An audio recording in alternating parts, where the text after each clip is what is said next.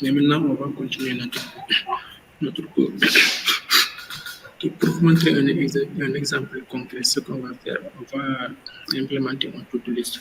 Pour ceux qui ne comprennent pas ce que c'est un to-do list, un to-do list, c'est un liste où on va mettre ce qu'on veut faire, les actions qu'on veut faire et les actions déjà réalisées. Et cela nous permettra de découvrir beaucoup plus de budget, de découvrir comment on va disposer notre base sur l'écran. Par exemple, ici, je vais changer tout pour commencer à zéro. Vous pouvez vous habituer avec ça. Ok, ici je vais l'appeler to-do screen. Je vais appeler to-do page. Je vais enlever ça puisque je n'en ai pas besoin. Je vais créer un state de je vais créer to-do screen. Dans to-do screen, vous allez avoir scaleful comme on l'avait fait. Au fur et à mesure que vous créez des écrans, vous allez voir que sur cet écran, vous allez mettre le premier widget comme scaffold pour garder l'hierarchie des applications Android. Ok. On va avoir tout le screen ici. Ok. Donc, ce qu'on va faire, c'est on va créer un premier input, un premier champ de texte pour permettre à l'utilisateur de créer, de saisir le nom du tool. Pour cela, on va mettre tout ça dans un colonne. Sur ce colonne, on aura des child. Cela veut dire que le colonne va prendre plusieurs éléments au sein de ces pour les afficher les uns sur les autres. On va avoir le premier élément comme texte field. Texte field, qu'est-ce qu'il fait? Si on clique Save, il va nous montrer une zone de texte où on peut cliquer, on peut saisir du texte. Voyez, si ça va passer. Mais on va changer notre disposition ici. Ce qu'on fait, on va changer la décoration, savoir changer la façon dont il s'affiche. Ok. On va l'appliquer en partie. Okay. Et on va changer la décoration. Et on va changer le border en outline input border. Ok. Ok, maintenant je crois que ça suffit. Maintenant, si on tape le nom de tout, ce qu'on veut faire, c'est qu'ils affichent les doudous en bas de l'écran pour qu'on puisse savoir les doudous que l'utilisateur a créé. Pour cela, ce stateless widget ne va pas fonctionner puisque le stateless widget ne peut pas avoir des data internes. Mais ce qu'on peut faire, c'est changer les stateless widget en stateful widget. Ok, maintenant, ce qu'on peut faire, c'est on peut venir ici, créer une liste. On crée une liste de tout. On va créer la classe tout qui est nue. Ici, on n'a pas la classe tout, mais on peut le créer ici. On peut venir ici créer une classe qu'on appelle tout. Dans la classe tout, on a le nom et si un checkbox qui va dire que si le tout est fait ou pas. Ok. Maintenant, à chaque fois que l'utilisateur saisit un nom de tout, par exemple, do something. Par exemple, si l'utilisateur tape do something, il doit prendre ce to-do et l'injecter sur l'ensemble des to-do qu'on a ici. Pour cela, ce qu'on peut faire, ici, on peut, dans les text fields, on peut ajouter un paramètre qu'on appelle submitting. Et cela, on prend un argument, la valeur qui est soumise. Après, ce qu'on peut faire, on peut venir faire un set state pour dire qu'on va changer l'état de notre écran. Dans cette state, on va prendre le tout qu'on a ici et on va l'ajouter sur les tout qu'on avait. Il y a tellement de parenthèses là.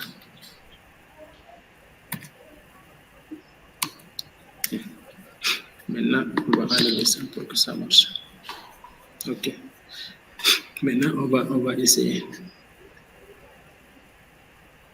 Pour voir si tout marche. On peut tenter d'afficher notre to-do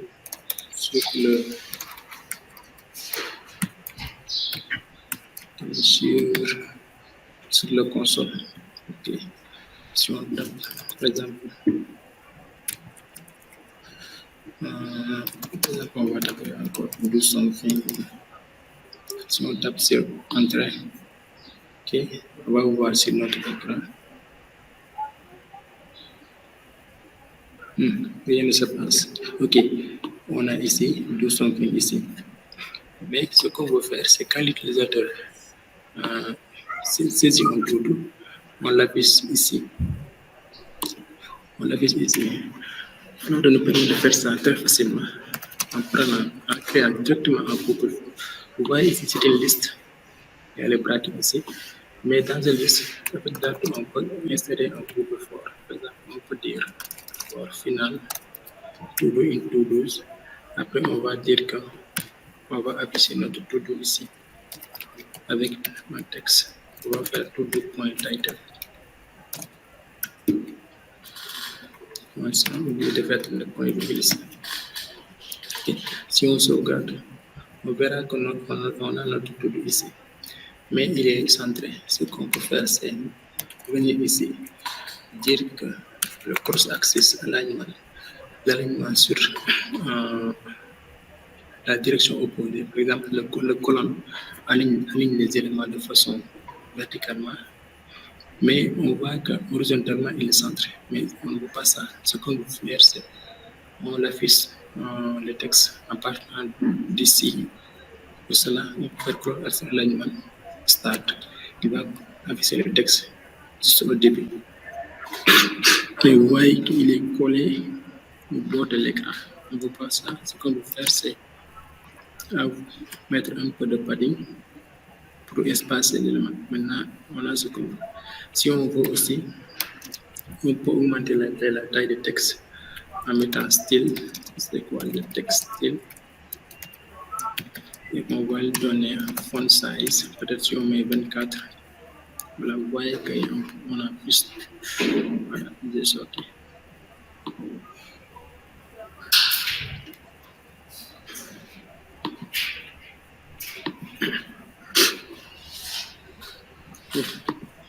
Si on vient ici, vous avez tapé ce que vous avez au début. Entrée. Ok, vous voyez qu'on a ici ce qu'on avait. Okay.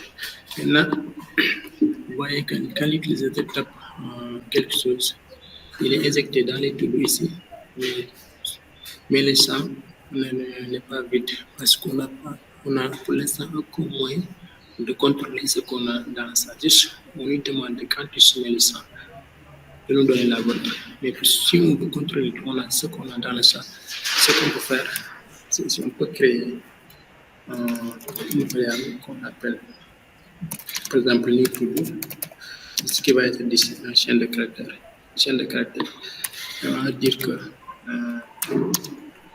ici dans notre texte, ok, on va créer un contrôleur pour aller simple. Un contrôleur, qu'est-ce qu'il fait? Sur le texte, on doit lui donner un contrôleur. Contrôleur, qu'est-ce qu'il fait? Cela nous permet de contrôler ce qui est saisi ici. Par exemple, si l'utilisateur saisit quelque chose, ce qu'il saisit, on aura dans le contrôleur directement. Je vais vous montrer. Ici, je mets texte editing. Contrôleur. Texte contrôleur, par exemple. Je vais raccourcir texte contrôleur. Égal à new. Égal à texte editing contrôleur. Ok. C'est le caractère, ce sera vide. Le texte vide par défaut. On peut lui dire ici qu'on a le contrôleur. Contrôleur, c'est texte contrôleur qu'on a. Maintenant, ici, on peut enlever ça. Ici, si on voit que, avant d'ajouter un to-do, on doit vérifier que ce que l'utilisateur est saisi a évolué. Par exemple, on peut dire Si ce qu'il a saisi est vide, on ne continue pas. Mais si ce qu'il a saisi est bien, ce qu'on va faire, c'est qu'on va prendre le contrôleur, texte contrôleur, texte va afficher ici. Il y a quoi là? Quelle note passer tout le paramètre? Ok, je vois. Et on va prendre ce qu'il a saisi, on va l'injecter pour créer un autre to-do. Et ensuite, vous venez ici, on va dire texte editing pour écrire, pour supprimer ce qui est dans le texte. On va tester. On va faire something else. Something else. Ok, on va cliquer sur Entrée. Okay. Vous voyez que ce qu'on a saisi, il l'injecte au-dessus et après il supprime ce qui est dans la zone de texte. Parfait. Maintenant, ce qu'on va faire, c'est on va aligner notre groupe de façon on va organiser, comment dire, on veut que ce qui est ajouté en dernier lieu s'affiche en premier lieu. Pour cela, au lieu de dire juste at, on va l'insérer. Je crois qu'il y a une méthode qui s'appelle at. C'est pas insert. Ok, insert. On va l'insérer sur la position 0 pour que le dernier venant s'affiche en premier. Et on va tester encore. On va ajouter un tour du nom de do. So, nom de thing. Voilà, dire seulement do.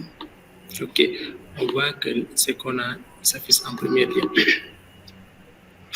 Maintenant, on peut dire que cette disposition ne nous satisfait pas. Ce qu'on veut faire, c'est qu'on veut donner à l'utilisateur la possibilité de cliquer sur fait ou pas fait. Par exemple, quand l'utilisateur réalise, quand la tâche est terminée, on peut donner à l'utilisateur la possibilité de cliquer sur le bouton pour dire que la tâche est déjà faite. Pour cela, ce qu'on fait, on peut dire qu'on va insérer notre texte dans notre row. Et sur ce row, on va créer un checkbox ici. Le checkbox, c'est quoi? Checkbox. Et la valeur sera to-do.dom. Et quand on clique sur le checkbox, qu'est-ce qu'on fait? On va prendre la valeur courante et on va afficher la valeur print. On va aller pour voir qu'est-ce qu'on a sur la valeur. Pour accéder de façon beaucoup plus courte, on va valider ça pour voir ce qu'on a sur cette valeur. Maintenant, nous voyons qu'on a notre checkbox. Mais quand on clique, rien ne se passe. On va voir quand on clique, qu'est-ce qu'on fait. Quand on clique, on va voir que la valeur est tout. Qu'est-ce qu'il fait en interne? Quand on clique, il va prendre l'inverse de ce qu'on a ici. Et il nous va le donner ici. Maintenant, ce qu'on peut faire, on peut venir dans notre to-do, on peut faire set state pour dire qu'on va modifier l'état de notre écran. On va dire que to-do est égal à done. Ok, mais ok, là ça ne va pas marcher. Notre manière de faire.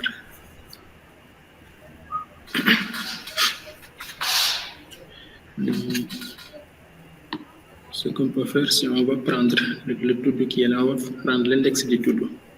Pour cela, on va changer ça. Je crois que c'est mieux d'utiliser un for index. Int i est égal à 0. Index inférieur à to-do.length. Ou bien on va le faire dans un map. C'est plus simple de faire dans un map. On va faire to-do.map. Ok.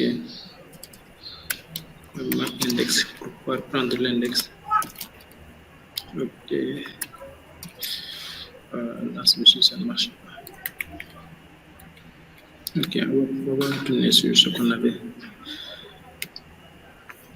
On va avoir un for index. Ok. Maintenant, ici, on a un double de index. Même chose que ici. On a un double de index. Maintenant, si on veut changer le tout de en fait ou pas fait, ce qu'on peut faire, on peut dire que tout de index est égal à new to do, qu'on va donner l'ancien titre et on va changer la valeur. Si je coupe à tester, ok, ça va marcher comme ça. On va mettre ici dans une seule ligne pour voir. On a essayé de cliquer sur le bouton. Vous voyez quand